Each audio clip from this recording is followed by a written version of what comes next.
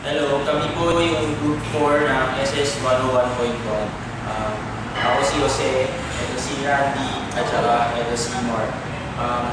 What we will do today is to discuss two training exercise. So, one is dumbbell row, and the other is external dumbbell external rotations.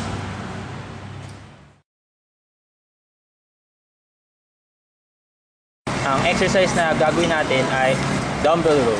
So, una, kailangan natin ng bench at saka ng dalawang dumbbells. So, ang starting position natin, put your right hand over the bench and your right knee on the bench.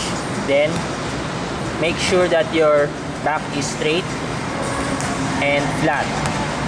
And lift your dumbbells up.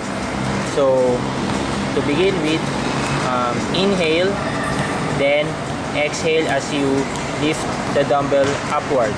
Just make sure that when you do this exercise, your arm is the only body part that can move.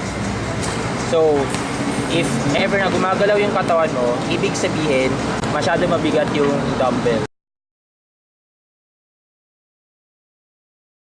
Kung masyadong madali para sa inyo ang one dumbbell row, then I suggest that you will try to do the two dumbbell row.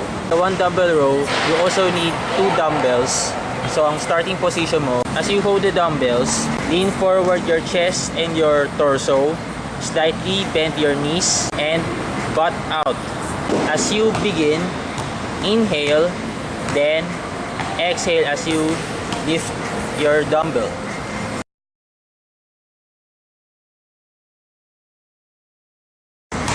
Sa dalawang rotation, ang pinakamahina ay yung external rotation.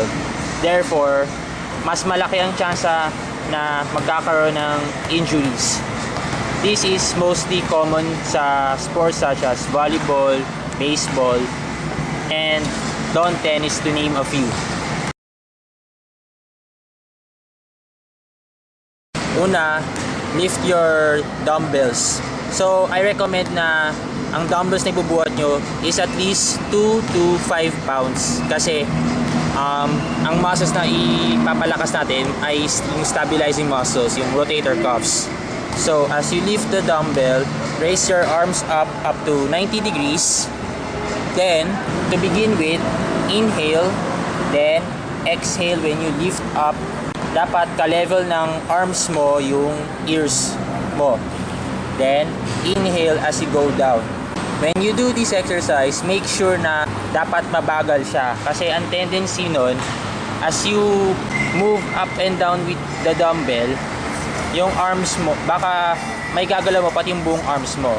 So, make sure na ang gagalaw lang ay yung forearms mo.